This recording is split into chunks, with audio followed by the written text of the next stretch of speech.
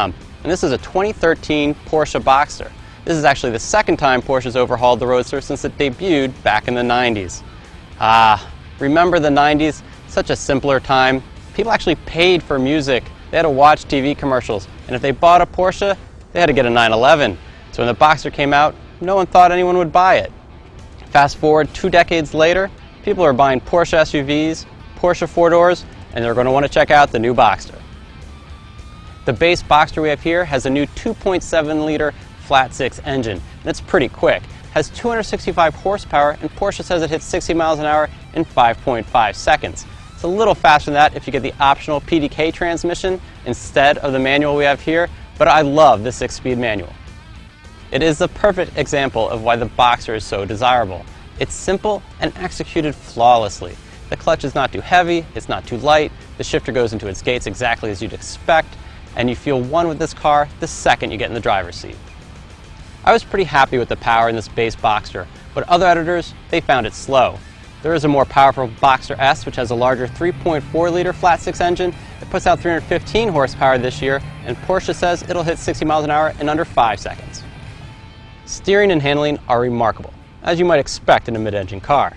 I also experimented with the adjustable suspension and sports settings, and they all seem to do their jobs as stated. No matter what setting you had it on, the ride wasn't that jarring. This Boxster is also a little wider than before, making it feel even more bulletproof on tight turns.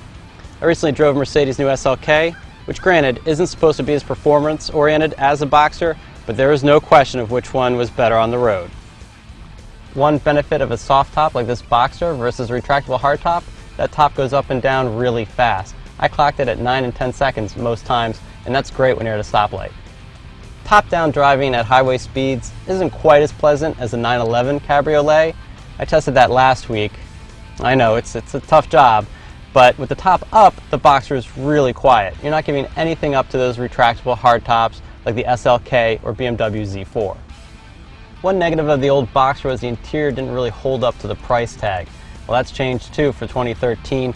Inside the new Boxster, it's a lot like the new 911, which is to say it's really nice. Now, it might not have the same high-end stitching or leather on the dashboard and some other parts, but overall, it's a really nice cabin. It also gets a similar center console to what you see in the 911 Panamera Cayenne, and you get a new digital gauge in the gauge cluster. Like most Porsches, one problem with the Boxster is its price tag.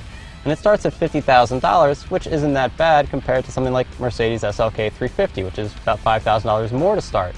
But once you add some simple options that most buyers are going to want, the price tag goes up quickly.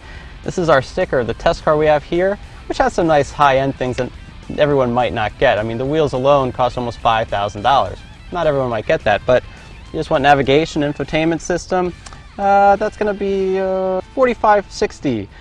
Premium package, $4,360, and that has the heated leather seats in the premium package. You just paid $4,300 for it. You want the ventilated seats? That's extra. That's another $730? Yeah, so you don't even get cooled seats. Those are extra.